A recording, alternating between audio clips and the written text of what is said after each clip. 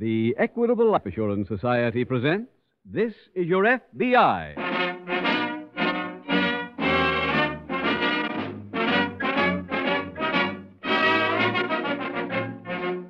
This is Your FBI, the official broadcast from the files of the Federal Bureau of Investigation. Presented transcribed as a public service by the Equitable Life Assurance Society of the United States and the Equitable Society's representative in your community.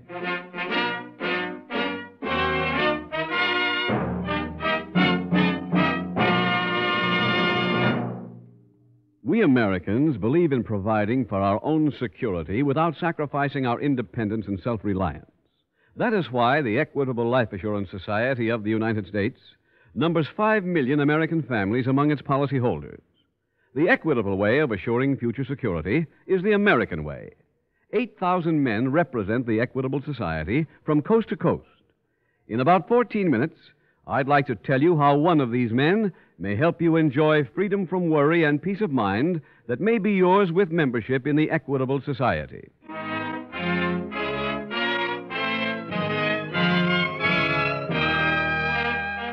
Tonight, the subject of our FBI file, Impersonation. Its title, The Punch and Judy Shakedown.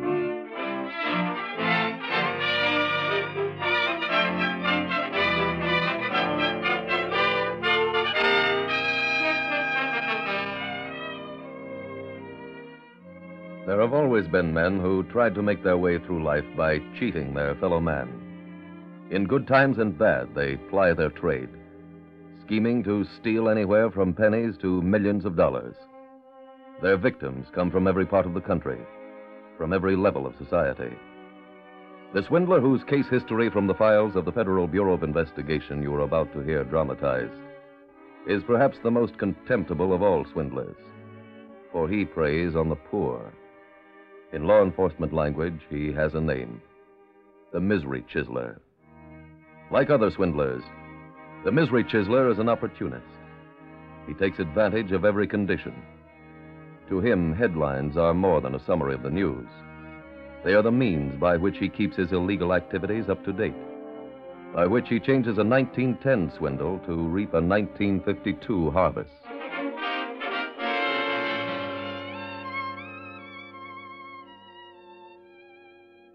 Tonight's FBI file opens in the shabby tenement district of a large eastern city.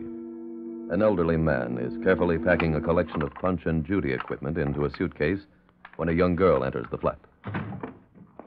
Margaret, where you been? The teacher kept us after school. Ah, you were a bad girl? No, Grandpa. She made the whole class stay. Come, pack your dolls. Are we doing a show? The children's party. Don't you remember? Oh, I forgot. I'm sorry, Grandpa. I'm sorry, too. You should be out playing with the other children, not helping me make a living. I like working with you. And Princess, too. Hello, Princess. Hello. Her arms were folded wrong. There. Thank you. Oh, Grandpa, will I ever be as good as you? Ah, Madra, to be good, you must work. And today, it's not a world for Punch and Judy. People are too busy running. They don't stop now to laugh. It's a different world. We'll start to get jobs. You said yourself it's better in summer. We'll see. Oh, you fixed Mr. Punch's head. Now I got brains. Here are the other hats. Did you put in the lights? Yes. I answer it. Anthony Catula. That is me. Telegram. Sign here. Thank you. Grandpa, what is it? It's about a rose. Aunt Rose? Is it from Europe? No, it's from a man named Mr. Kellogg. He says he has news about the rose, and it's very important. It must be trouble. Maybe it's good news. Good news does not come in telegrams. What does Mr. Kellogg say? He is coming to see me tonight. Here? Yeah, 9 o'clock. And we must be at the party then. Can't you call him? Well, I don't know where. This just says his name. Oh. Maybe Mrs. Tonetti can leave her door open and watch for him. You finish packing. I'll go ask her.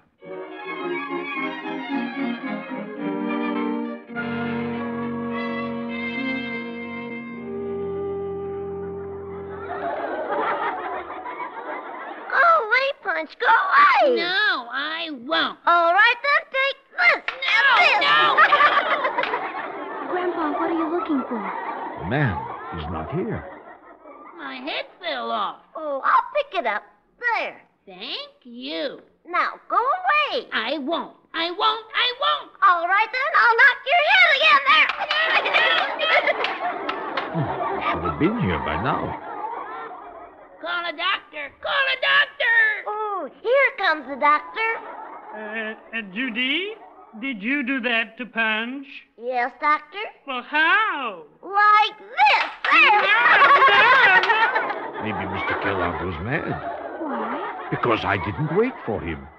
Now you knocked off my head. Oh, I'm sorry, doctor. I don't like to have my head knocked off Why not, doctor? because it makes it hard to put on my hat. There will now be an intermission.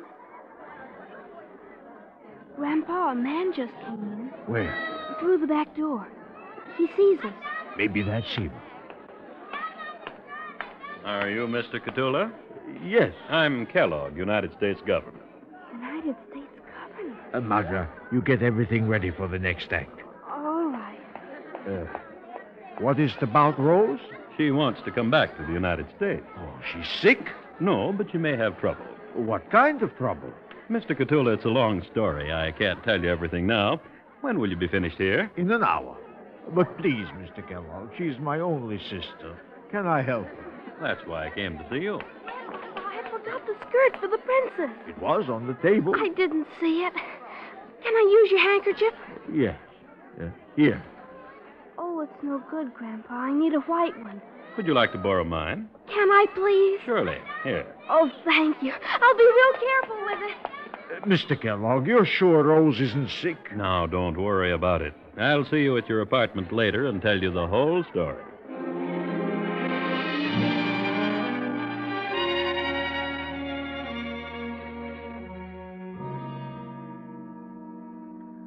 Sit down, Mr. Kellogg. Thank you. Mother, you get Mr. Kellogg a glass of wine. No, thanks. I don't have much time, so I'll get right to the point. My work for the government took me to Europe last month, and I saw your sister. She's all right? Yes, but she asked me to give you a message. As I told you before, she wants to come to the United States. But I do not understand. 3 years ago, she went back to live out her years. Why does she want to come here again? Haven't you been reading the papers? Yes, but who can understand them? Your sister said there may be a complete political upheaval soon, and she's right. If there is, well, you know how those other people treat anybody with a family in America. Grandpa, what other people? You have time enough to learn when you get older. Mr. Kellogg, what can I do? Fortunately, I can arrange to have your sister brought here. That is, if you want me to. Sure. All right. The charge is $300.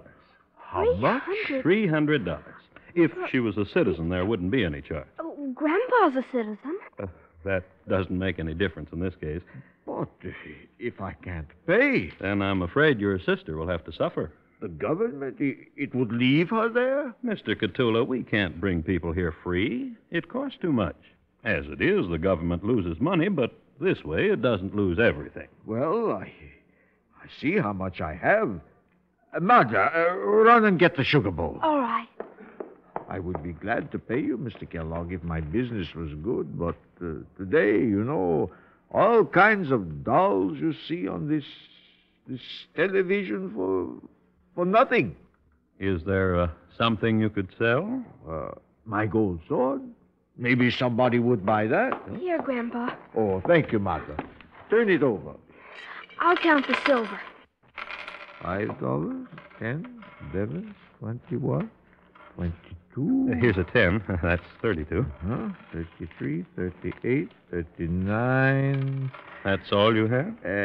And 20 I get for tonight. That's 59. There's $2.25 here. 61. That leaves a balance of $238.75.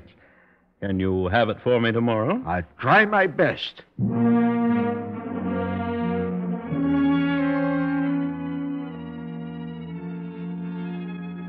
The following morning at the local FBI field office, Special Agent Taylor greets Police Detective Steve Austin. Steve, can you wait a few seconds? Oh, sure, Jim. I just want to finish this report. Get ready to write another one. Oh, on what? A misery chiseler who's been operating around town for the past month or so. Who is he? I don't know. He's used a different name each time. Here's his description. Thanks. And we raised these prints off the back of this picture of one of the victims. We don't have the prints in our files. Yeah, Washington, me.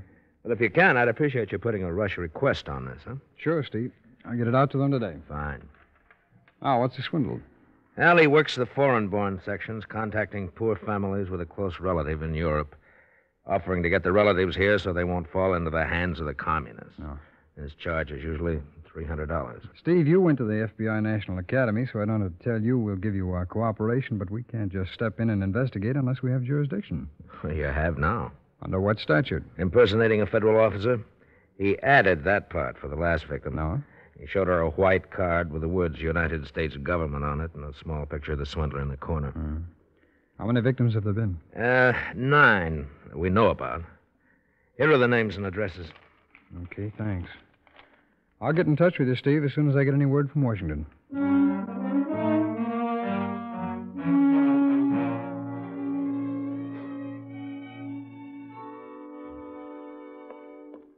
Grandpa, did you get the money? Yes, Mother. Oh, tell Aunt Bettina so she won't worry. How does Bettina know? She called before, and I told her. Oh. That was all right, wasn't it? Sure. Where did you get the money? From a pawn shop. I finally found a man who gave me $250 for the sword. Grandpa, was that sword really gold? Oh, yes, my child. I always thought you were fooling me. I answer. All right. You do your homework. Hello? Yes, Bettina. Oh, all right for an old man. Yes, I know. What did she say? When? You still have it? I'll come over. Yes, right away. Is something the matter with Aunt Bettina? No, she got a letter today from Aunt Rose. I'm going over to see it. Aren't you going to wait for Mr. Kellogg? No. If he comes, tell him I'll be back very quick.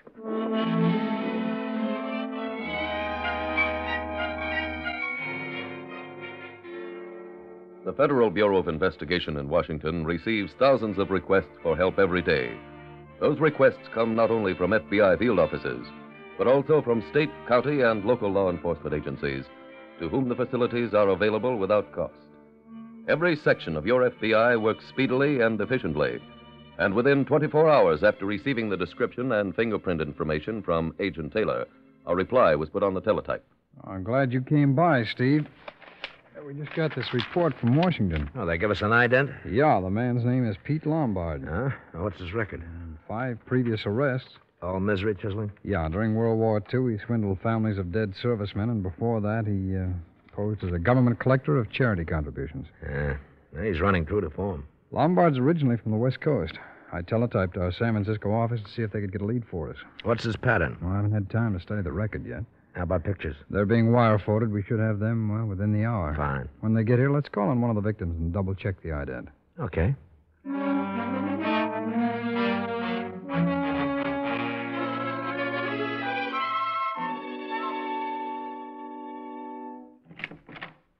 Oh, hello, Mr. Kellogg. Hello, young lady. Is your grandfather home? No, but he'll be back.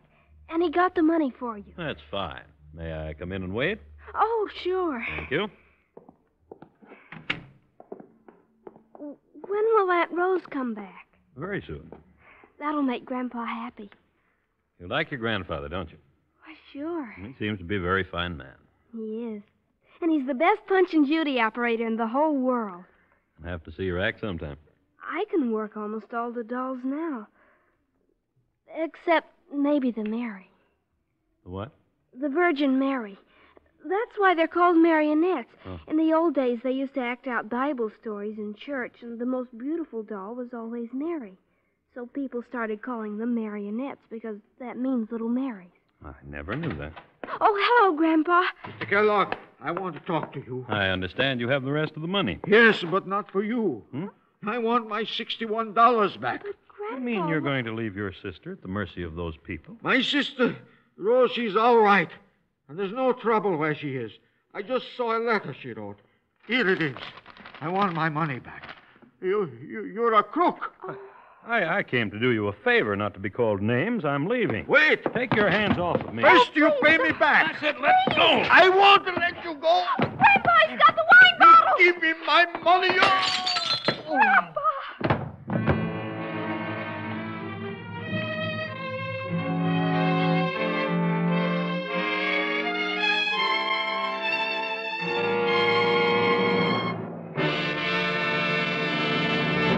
We will return in just a minute to tonight's exciting case from the official files of your FBI.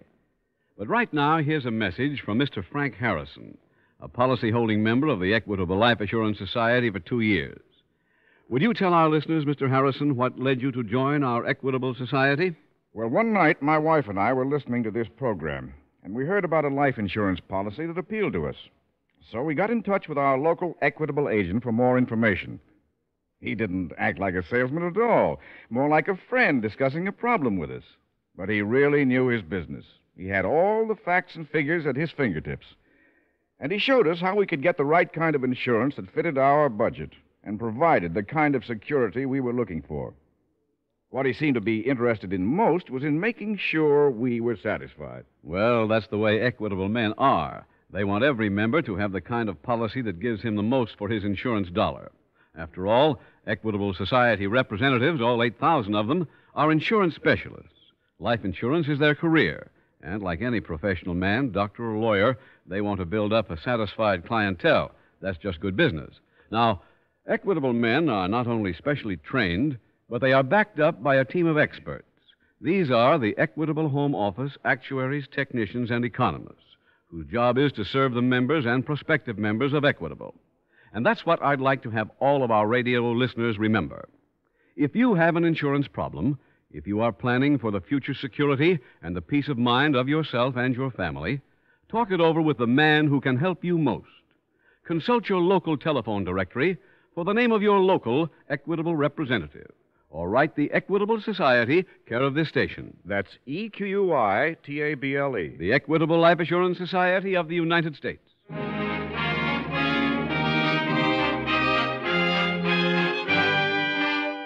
And now back to the FBI file, The Punch and Judy Shakedown.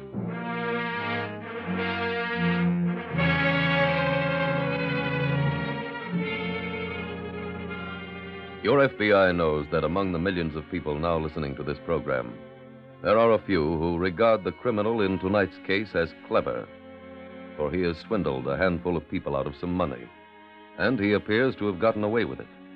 This message, then, is directed at those few people, and at any others, young or old, who might at some time in the future feel a temptation to follow the misery chiseler's example.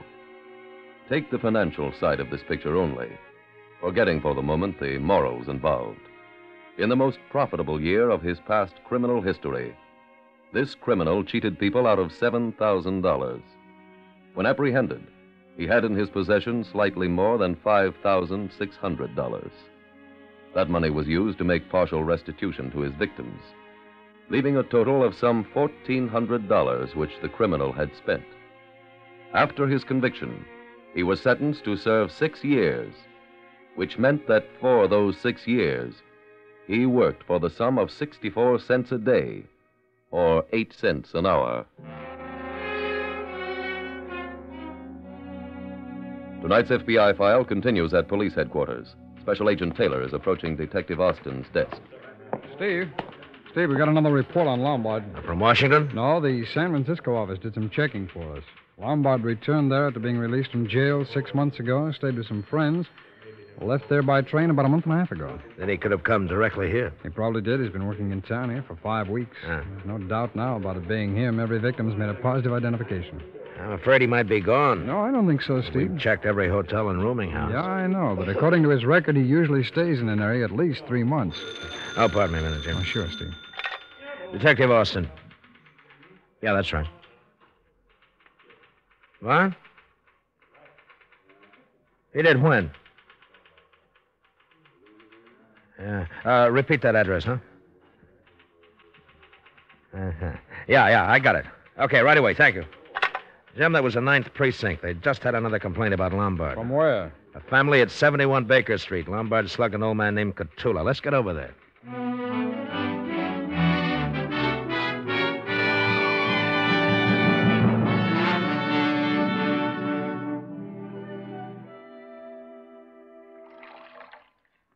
Grandpa, does your head feel better? Yes, Madra, but it's enough washing. These men, they're in a hurry. No, that's all right, Mr. Cato. You do what the doctor said. See, Grandpa, just what I told you. All right. But for now, we're finished. We have to wash it again in 15 minutes. Mr. Catulli, you feel able to tell us the rest of that story? Yes? After you saw that letter from your sister saying everything was fine, what did you do? I come back here. I asked the man for my money. Then they had a fight, and he hit Grandpa on the head with a wine bottle. That is why I cannot ask you to have anything. I don't imagine Lombard said anything about where he was going, did he? No, sir. Did you ever mention where he was living? No. Well, that telegram he sent you, do you still have it? Here it is, Mr. Taylor. Oh, thanks very much. May we keep this? Oh, of course. Is there anything else you want to ask? No, Mr. Catulla. If we have any more questions, we'll be back.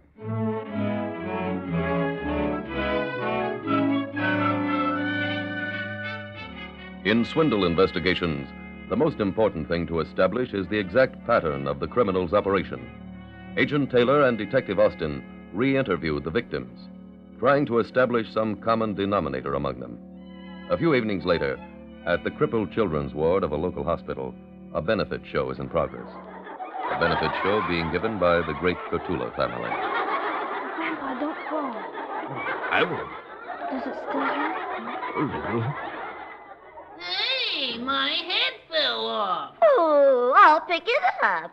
There. Thank you. Now, Mr. Punch, go away. Go on. All right, then, I'll knock your head off again. There. What's the matter? I'm a little dizzy. Should we stop? No. These children can't go out to a show. Call a doctor. A doctor. All right, here comes the doctor.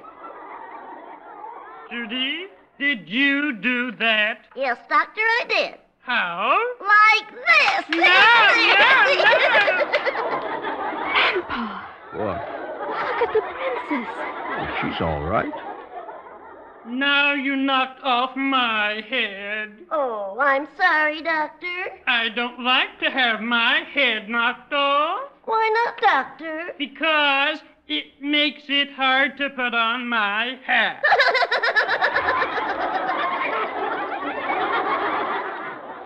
There will now be an intermission. But, Grandpa, the skirt on the princess. It's that man's handkerchief. That's right. I'll call Mr. Taylor.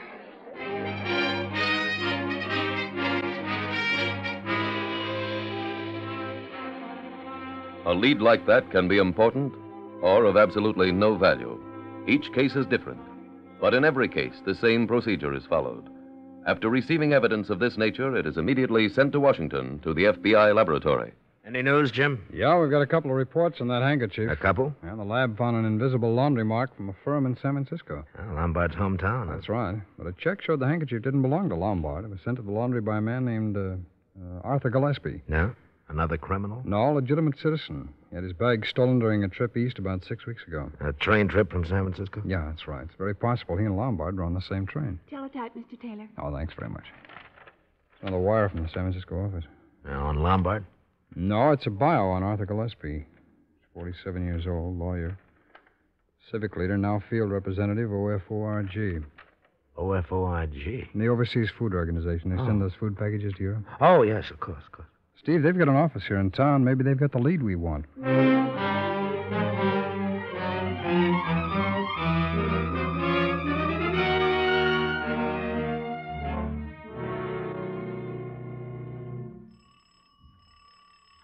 Just a minute. Mrs. Donora, That is right. I'm Mr. Russell. Did you get my telegram? Oh, yes. Come in. Thank you. Sit down, please. All right. You have word about my brother? Yes. My work with the government took me to Europe last month, and I saw your brother. Oh, how is he? Fine, but he wants to come to the United States. You are with the government? The United States government. Here, I'll show you my credentials. Oh, yes. I see. That's him. Huh? Yes, Mr. Taylor. Cthulhu. What is this? We brought Mr. Cthulhu and his granddaughter along to make a positive identification. He's running away. Oh, no, you don't. You got him, Steve? Yeah, Jim. Mr. Donora, I want to thank you for helping us. Oh, you are welcome. Now will Grandpa get his money back, Mr. Taylor? I think so, Madra, but we'll find out for sure at headquarters.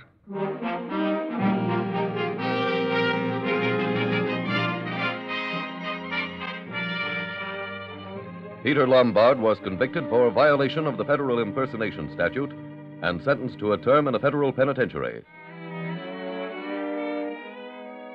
At the office of the Overseas Food Organization, Agent Taylor and Detective Austin secured a list of people who had sent food packages to relatives in Europe.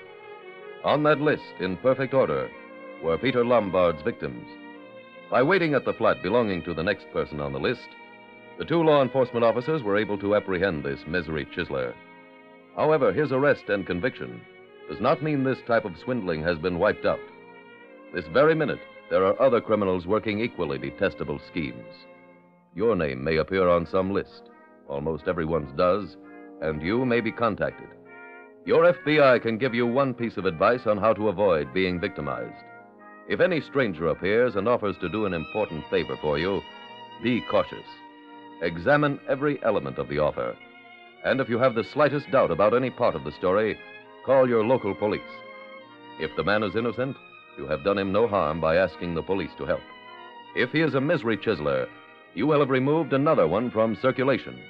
You will have saved yourself money and performed a public service. Remember that. When in doubt, call the police.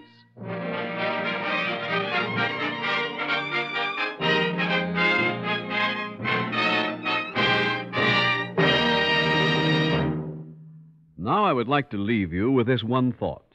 If your plans for the future include the security of your loved ones and peace of mind for yourself, then why not have a talk with your local equitable representative? He is the man who can help you most. He'll be glad to discuss your problems at any time and without any obligation to you whatsoever. Simply consult your local telephone directory for the name of your local Equitable Society representative.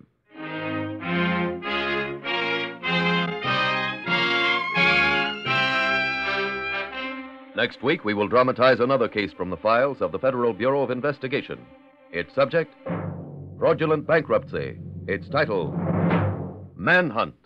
The incidents used in tonight's Equitable Life Assurance Society's broadcast are adapted from the files of the Federal Bureau of Investigation.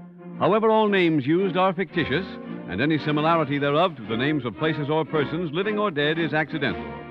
Tonight, the music was composed and conducted by Frederick Steiner. The author was Jerry D. Lewis. Your narrator was William Woodson, and Special Agent Taylor was played by Stacey Harris. Others in the cast were Bill Conrad, Helen Klebe, Dal McKennon, Lou Merrill, Marion Richmond, Victor Rodman, and Ann Whitfield. This Is Your FBI is a Jerry Devine production. This is Larry Keating speaking for the Equitable Life Assurance Society of the United States and the Equitable Society's representative in your community, and inviting you to tune in again next week at this same time when the Equitable Life Assurance Society will bring you another thrilling transcribed story from the files of the Federal Bureau of Investigation. Manhunt on This Is Your FBI. Stay tuned for the adventures of Ozzie and Harriet. There's fun for the whole family when Ozzie and Harriet come your way next. This program came to you from Hollywood.